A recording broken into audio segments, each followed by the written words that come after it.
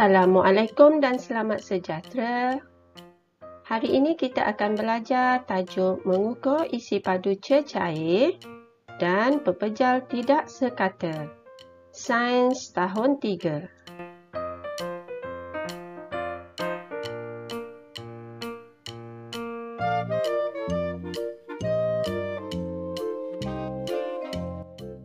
Apa itu cecair? Cecair ialah benda yang boleh mengalir, sama ada mengalir perlahan atau mengalir dengan cepat, sama ada ia cair ataupun pekat. Apakah alat yang sesuai untuk mengukur isi padu cecair? Isi padu cecair boleh diukur dengan menggunakan silinder penyukat ataupun bikar. Contohnya seperti di dalam gambar rajah ini, yang panjang ini ialah silinder penyukat dan yang rendah ini ialah bikar. Pada silinder penyukat dan juga bikar, terdapat skala bacaan.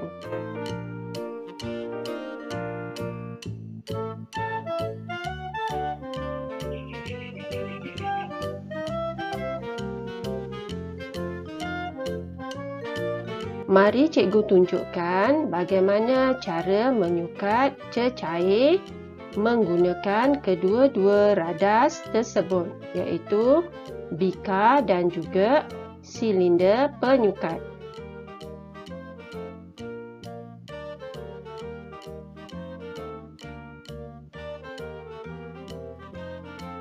Perhatikan, kita akan nampak paras air pada skala bacaan.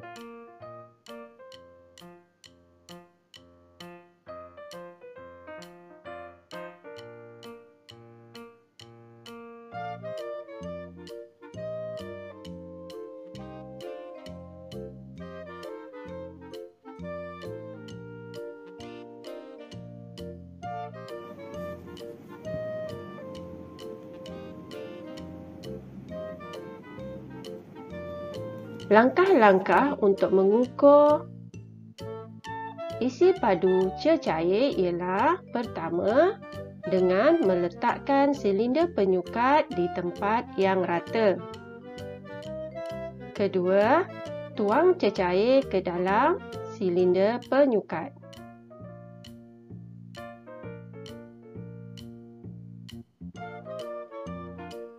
Ketiga, letakkan kertas putih di belakang silinder penyukat supaya bacaan senang dilihat. Dan akhir sekali, ambil bacaan isi padu dengan kedudukan aras mata pada meniskus air. Mari cikgu tunjukkan apakah itu meniskus air. Ini ialah aras meniskus. Kedudukan mata kita mestilah sama aras dengan meniskus air.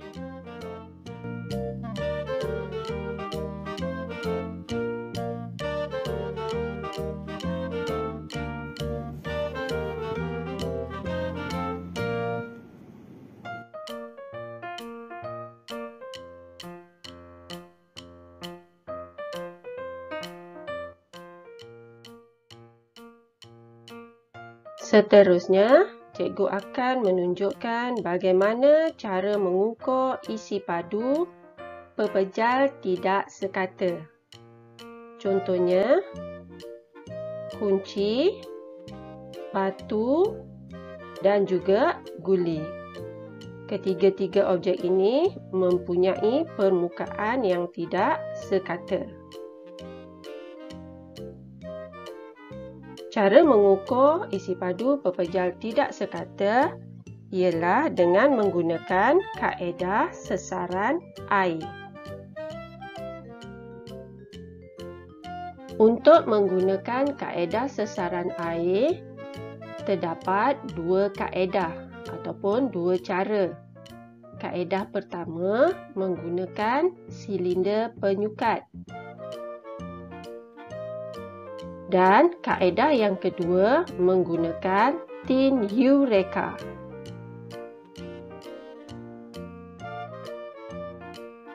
Sekarang cikgu akan menunjukkan kaedah yang pertama, mengukur dengan menggunakan silinder penyukat. Mari kita lihat. Isikan air ke dalam silinder penyukat.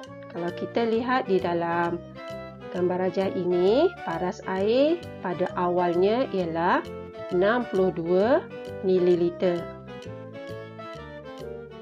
Sekarang cikgu akan masukkan sebatang kunci dengan menggunakan tali dan kita lihat paras air meningkat kepada 64 ml. Mari kita lihat cara pengiraannya. Isi padu objek tidak sekata bersamaan. Isi padu akhir air tolak dengan isi padu awal air. Isi padu akhir air ialah 64 ml tolak dengan isi padu awal air iaitu 62 ml. Ini bermakna isi padu kunci ialah 2 ml.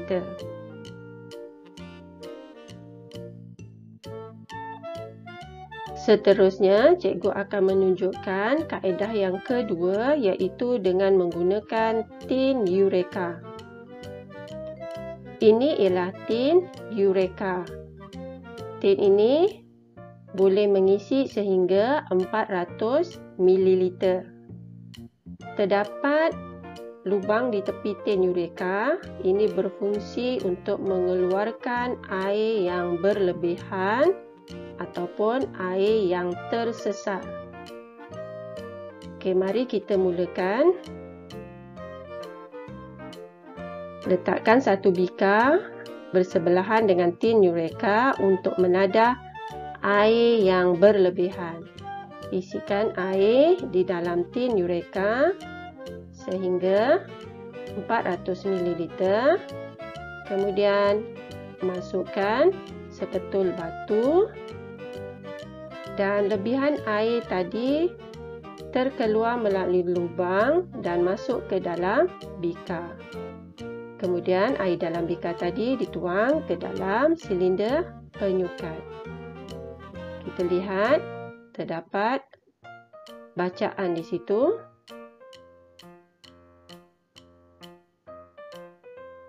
Cikgu akan tunjukkan dengan lebih jelas.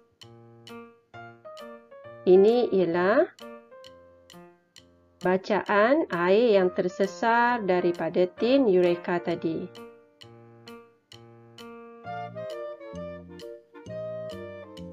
Isi padu batu ialah 7,5 ml. Diharapkan murid-murid semua telah faham bagaimana cara mengukur isi padu objek ataupun pepejal yang tidak sekata, iaitu terdapat dua cara. Yang pertama, menggunakan silinder penyukat dan menggunakan tin Eureka. Kita berjumpa lagi di lain hari. Selamat belajar.